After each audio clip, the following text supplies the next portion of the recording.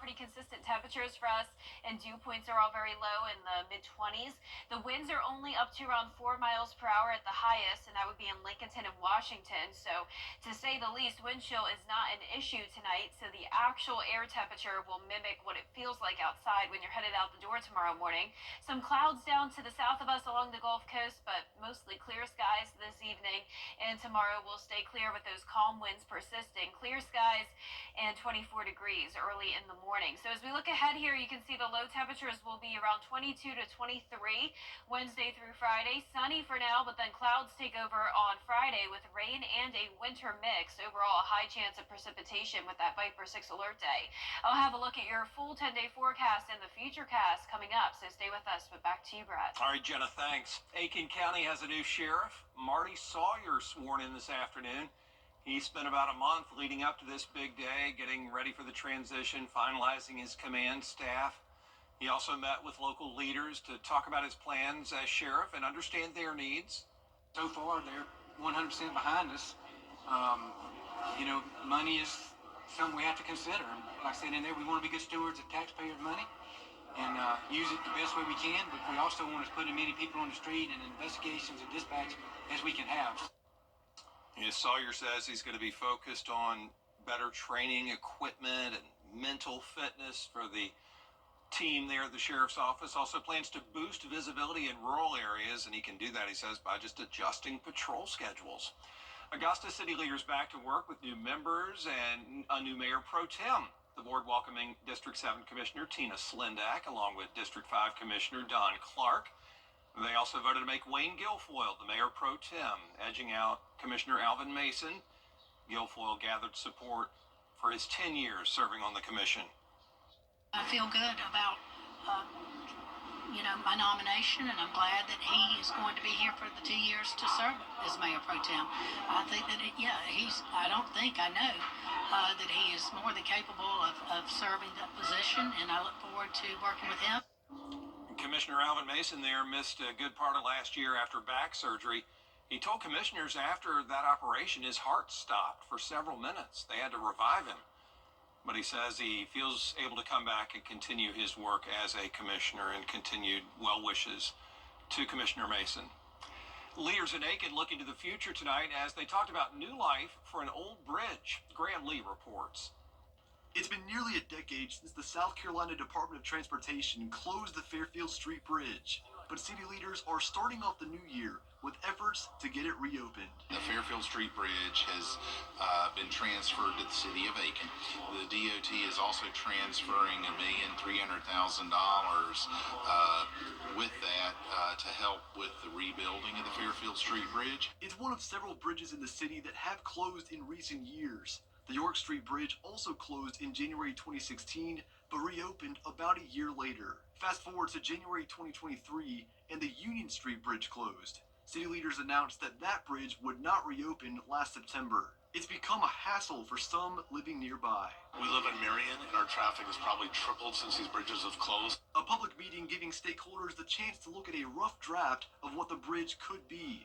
Plans call for a design similar to the York Street Bridge, a wooden bridge aimed to accommodate drivers and pedestrians. It's very exciting, and certainly 9 years, and I used to live on Fairfield Street, but when the bridge was actually open. The cost for a rebuild is an estimated $4 million.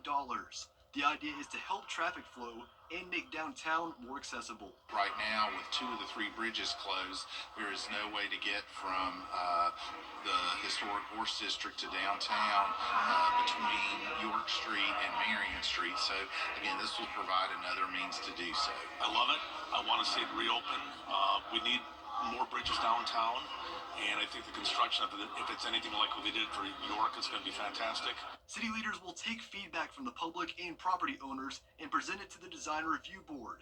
From there, rebuilding the bridge could soon become reality. In Aiken, Graham Lee, WJBF, News Channel 6. It looks like a mixed bag when it comes to predictions for Georgia's economy in this new year. At the University of Georgia Terry College of Business Economic Luncheon today, economists predicted a gradual slowdown, but it won't last long. Mortgage rates should slightly fall, they say, and the unemployment rate expected to grow. Overall, experts are predicting a positive 2025. forecast does call for good economic growth in 2025, although slightly slower. The risk of recession is about 25%, which is lower than it has been in recent years. Our forecast depends on additional easing of monetary policy by the Federal Reserve, a resilient labor market, and Georgia's economic development competence, the build-out of many large projects in our pipeline, and favorable demographic trends with more and more people moving to our state. The risk of recession will decline and job growth will be stronger, with home building and health services seeing the highest demand. Very cold air in place this week, but staying sunny and dry for now. Then we'll be watching for the possibility of winter weather and also just rain on Friday with that alert day. And next week, it still looks like it will be pretty cold. I'll have your full Viper 6 forecast when we return. You're feeling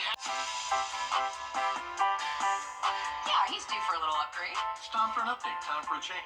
You know, I think he looks really fine, but I'm a little partial to Freddie. Freddie is changing with the times, and that's always a good thing. Is your plumbing? Get the latest video in one click at WJBF.com. Now, your most accurate forecast with WJBF Live Viper 6. Welcome back. Here's the look at our Terry Lambert Hyundai Skyview Cam from Wellstar MCG Health. It is clear and completely dry outside with cold temperatures all across the area. 28 degrees here in town. 24 is our dew point. Visibility is okay. We have no moisture around, so no fog to worry about this week. Just the cold. Upper 20s for the most part and some low 30s still here and there. Everyone is either at the freezing mark or slightly below it, and by tomorrow morning I'm expecting a lot of low 20s. So you can see some clouds streaming in here to the Gulf Coast region and then down towards the south and west of us along the coast of Texas. Notice this brown dashed line. That's indicating a trough of low pressure that's forming, and you can see a little bit of rain around it as well. So this is that Gulf low that we've been talking about since last week.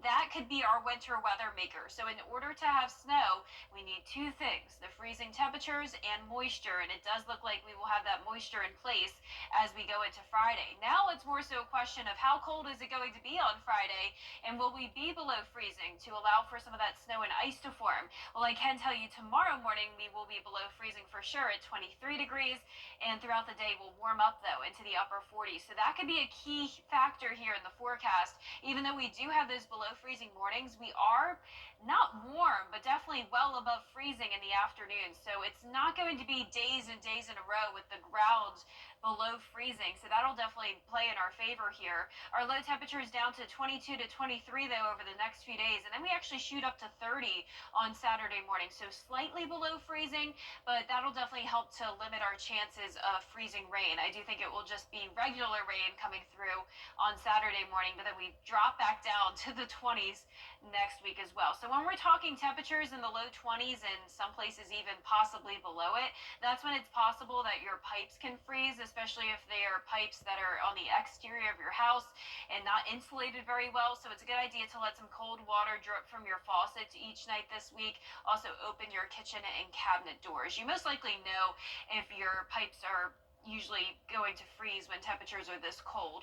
So Friday late morning through the evening hours is when we'll be watching for that winter weather. Widespread rain is likely for sure. It's just once again a matter of how cold are those temperatures going to get, and will it turn that rain into freezing rain or sleet? The highest chance of snow will happen north of I-20. So here it is region by region. The central portion of the CSRA may just see sleet and freezing rain, maybe still a dusting of snow, but the further south you get, the lower the chance of snow will be. It's possible that the southern half of the CSRA could just see a cold rain here. So here's our latest future cast. Keep in mind this is a changing forecast. Each model run has looked very different from the last one, but they're all pretty consistent with the timing here, and all of them showing a variety of blue, pink, and green on our future cast. So that indicates all different types of weather. So that particular model run did show a lot of snow coming through in the morning. I do think that's a bit overdone, but you can see by Friday night into Saturday morning, it's just rain and it's out of here very early on Saturday. Pretty much everyone in the CSRA has the chance of seeing at least a little bit of sleet, and then we'll definitely have to watch for that ice accumulation. We're talking black ice here in our northern counties, especially up in places like Lincoln and McCormick. Our lows tonight will be anywhere from 19 to 25 degrees, highs tomorrow in the upper 40s to near 50, and that 10-day forecast showing dry and sunny weather for now, then the alert day on Friday with a few showers on Saturday, and then next week will still be sunny and dry and staying cold as well. Temperatures really aren't budging. They're not. Thank you, Jenna. And there are places, if you need them to escape these cold temps, like overnight shelters. They're available. You just have to get a form first from the sheriff's office, fill it out, and see if they'll let you stay. They include the Augusta Rescue Mission, Garden City Rescue Mission, and the Center of Hope. It's extremely important for us because we realize that there are limited spaces that people can stay when the weather is this bad. And so we feel fortunate that we can offer these services to the men of our community, but equally, we hope that, we can all, give them opportunity. At May Park, we're a warming shelter during our business hours, which is Monday through Thursday, 9:30 to 8, Friday, 9:30 to 6, and Saturdays, 12 to 4. So anyone can come in, and, if they're too cold, they can warm up and come sit in the gym. We got chairs in the lobby also. For more details on daytime warming centers and transportation to them, go to WJBF.com. Still ahead, President-elect Trump says he wants to take control of Greenland and the Panama Canal. Details after the break for you. But first, the winning numbers for tonight's South Carolina Lottery Pick 3, 175. Pick 4 tonight, 0273. The Fireball was 5. During the room, you can't always choose the weather, but you can choose your weather app. Go with the most accurate and most trusted, the Live 536 mobile app. Download it today. Now, WJBF sports coverage you can count on. The Augusta men's basketball team will hit the road this weekend to face off against USC Aiken in a Peach Belt Conference matchup. The men are coming off a thrilling 79-75 come-from-behind victory against Columbus State. And after going 0-4 to start out the season, the Jaguars are now on an 8-game winning streak. Augusta will rely on their two leading scorers, Dimitri Gardner, who's averaging 23 points per game, and Maximilian Amadison with 18 points per game. From a scoring perspective, we're right on two guys. We still got to be able to score for them a little bit better. In other words, with them kicking out or how they're getting double teamed. Now we're still trying to figure that out. And the main thing is we're 2-0 at home in the league, and now we got to go on the road and play 2 games. Tip-off set for Saturday, 3:30 p.m. The women will play the first game of the doubleheader at 1:30 p.m. In South Carolina's Ashlyn Watkins out for the remainder of the season. Watkins suffered a torn ACL during their game against Mississippi State. She was second on the team with 6.4 rebounds per game, averaging 7 points through 14 games. South Carolina resumes SEC play with their home opener against Texas A&M on Thursday. And Team South Carolina is gearing up for Border Bowl 12 this weekend. Players and coaches both practicing to prepare for Team Georgia. CSRA players from the Palmetto State practice Tuesday evening at North Augusta High School. The top athletes from South Carolina and Georgia all coming together for their final high school game of their careers. Some athletes see it as an opportunity, though, to get a college scholarship. Also always need to see them gel together throughout the week and get to know each other and bond. You can see throughout the week that how they've come together as a team. And over to high school basketball, the Cross Creek Razorbacks hosting the Harlem Bulldogs in 3A region play. In the third quarter, Cross Creek up 36-21. The Bulldogs trying to get back in it. Jaden Futrell makes a nice cut to the basket for the layup. Then on the other end, Jaden Priester drives up, goes up and soars for the dunk. The Razorbacks then, they come up with the steal. Braylon Maddox takes it coast to coast and he slams it on home. Cross Creek improves to to 14-1 on the season. And over to college hoops, the Georgia Bulldogs trying to upset the 6th-ranked team in the country, the Kentucky Wildcats. The Bulldogs had the momentum going in the first half, especially going into halftime with Asa Newell draining the three at the buzzer. Georgia improves to 13-2 overall. They picked up their first win in SEC play with an 82-69 win, their first win versus an AP top 10 opponent since 2020. All right, thanks a lot, Gianna. We appreciate that. News Channel 6 at 11. We'll be right back. Thanks for coming after me. We look forward to our very bright future.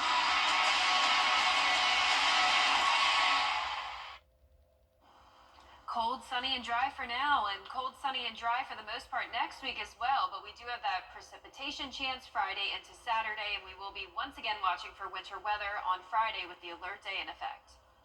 All right, Jenna, thank you. ESPN announcers getting into the Mayo Bowl fun. That was a college football game last Friday. They had food breaks on camera all game long, starting with the mayo on chocolate bars. Some liked that, some did not. Then they had a banana sandwich with mayo, which is good. And finally, mayo on a turkey leg. Minnesota won that game against Virginia Tech, 24-10. All sorts of treats with Duke mayonnaise. Oh, see, I don't like mayo at all, so that sounds Not a terrible fan. to me. Not a fan. No, unless it's like a special aioli or like a garlic Sure. mayo, a chipotle mayo I can do, but a plain mayo? No. Do you have it on the Delicious. sandwich, though, is the question? Yeah, not Like, plain. Just not plain. It has to be right? plain. Of course. Okay. That is our report for now. Thanks for watching. May you have sweet mayo dreams. Good night.